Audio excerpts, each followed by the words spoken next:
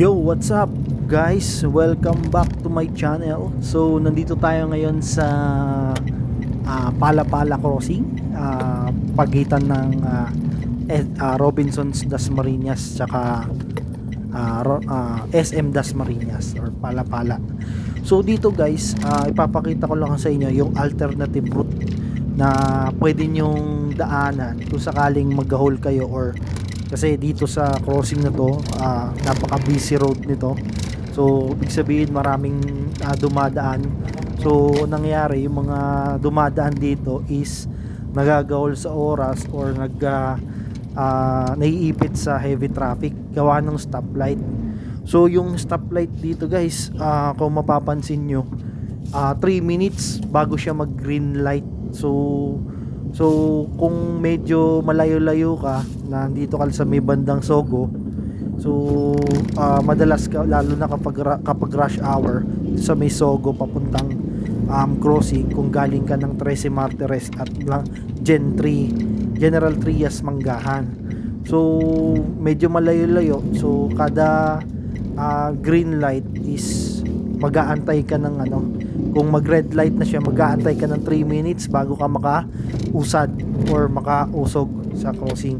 Kung ganon din naman sa kabila, kung galing ka ng Carmona, Cavite or General Mariano Alvarez at papunta ka ng 13 Martires or Manggahan Gentry, so nagagahol din dito sa may bandang stoplight crossing. So yun guys, dito ipapakita ko lang sa inyo yung pwede nyong alternative route, kasi yung ginagawang underpass dito is makakatulong, ngayon sige, heavy traffic dahil nga ginagawa yung underpass. So ang mangyayari is bubutasin yung ilalim. So ang magiging gagayahin natin yung crossing ng Cubao underpass at saka Aurora underpass dun sa Quezon City, dun sa sa Cubao. So parang ganun yung mangyayari kasi para yung babiyahe from papunta dito sa Cavite from NLEX or from Carmona, kung pupunta dito sa 13 Martires, hindi na siya andadaan ng stoplight or wala na stoplight, dire-diretso na lang siya, So ang magkakaroon na lang siguro yung ng stoplight is dun sa taas, dun sa which is magko-connect yung Aguinaldo Highway from Imus, Bacoor papuntang Silang at Tagaytay. So yun guys, itong alternative route is pwede nyo gawin ito habang nag-aantay or habang ginagawa or nag-aantay tayo na matapos yung construction ng underpass dyan sa crossing na Dasmariñas, crossing na Palapala. So yun guys, kung mapapansin nyo, pwede nyo tong gawin papunta at pabalik, sa mga pupuntahan nyo kung dadaan kayo dito sa crossing.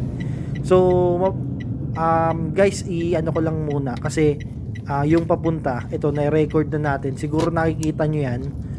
Papunta ako ng SM Dasmariñas. So pero kung papunta kayo ng Carmona at galing kayo dito sa daan na yan, pwede naman kayo dumiretso. Sa case ko kasi sa SM Dasma kasi ako pupunta, kaya nag-U-turn ako. So ganun din guys, kung pupunta kayo ng SM Dasmariñas at manggagaling kayo dito sa may bandang Manggahan Gentry at 13 Martires. So ito guys, pwede nyo gayahin yung ruta ko. So yan guys, medyo mabilis lang kasi parang hindi ka na mag-aantay ng red light or heavy traffic dun sa mismong crossing. So yan guys, i-discuss ko rin yung pabalik nito kasi nanggaling ako ng Manggahan Gentry papuntang SM. So yung pabalik, ituturo ko sa inyo ruta from SM papuntang 13 Martires.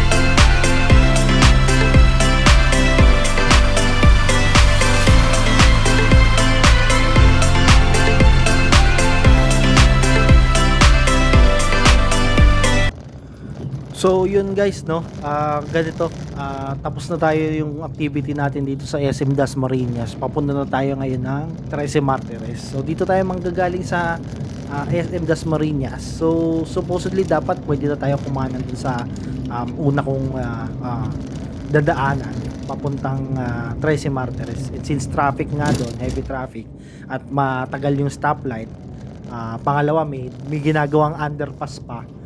Ngayon dito pwede natin ito maging alternative route pampatawid dun sa Governor's Drive dun sa papuntang Manggahan General Trias at saka 13 Martires or Naik, pwede rin ton. So dito guys, lalabas na tayo ng highway, galing tayo sa loob ng SM Dasmariñas, pwede tayo kumaliwa dyan. So kapag kaliwa natin yan, Governor's Drive na yan, papunta na yan ng Carmona. So, ganun din kung manggagaling kayong Carmona, hindi na kayo dadaan dito kung pupunta kayo ng 13 Martires. Dito na lang kayo dumaan dun sa dito sa dadaanan ko. So, yun guys, so ito, makikita nyo dyan, yung diretso na yan, papuntang Carmona na yan. So, binabaybay na natin ngayon yung Governor's Drive. Pero since nga tatawid tayo sa kabila, dahil traffic dun sa gilid ng SM Dasmariñas, dito tayo dadaan. So kakanan tayo guys, dyan. Yung kaliwa na yan, papuntang Carmona na yan. Tsaka General Mariano Alvarez. So dito guys, ayan, pagkanan natin dito. So ayan, dire-diretso lang tayo dyan. Tapos kakanan tayo. Pagkanan natin, ano na yan, Aguinaldo Highway na yan. Pero hindi natin, kumbaga tatawid lang tayo sa kabila, sa Robinsons Palapala dyan. So dito, sa Aguinaldo Highway, is medyo traffic din diyan sa sa bandang papuntang Bacoor Imus. Dito tayo dadaan sa may bandang tunnel ng Robinsons Palapala. So dalawa guys yung daan diyan.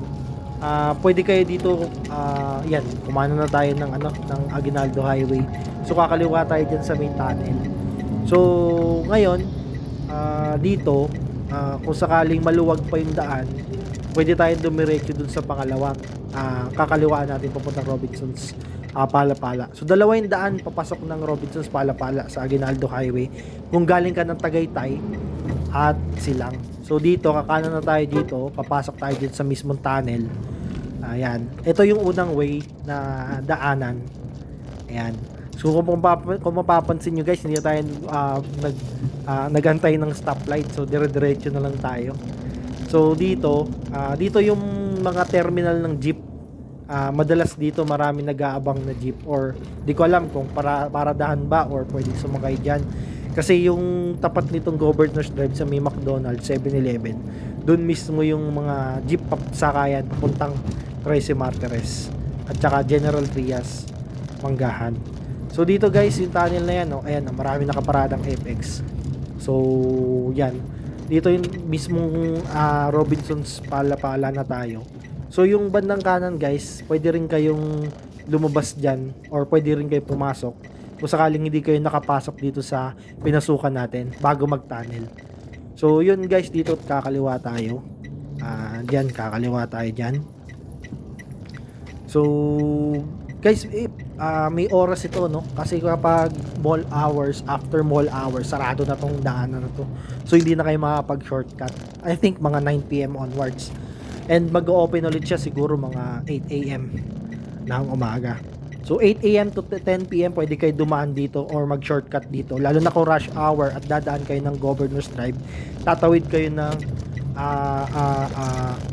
dun sa kabila kung galing kayo ng Carmona. Ayan guys, pwede na tayo kumaliwa dyan. So guys, yun, ganun lang kadali itong alternative route na to habang inaantay natin yung matapos yung ginagawang underpass dyan. So ito na, papunta na tayo ng Governor's Drive, 13 Martires. So nasa Governor's Drive na tayo. So yun guys, yun lang guys, na-share ko lang kasi wala rin naman akong kausap ngayon, wala rin naman akong magawa. So sinare ko lang sa inyo. Kita kits next time. Bye bye.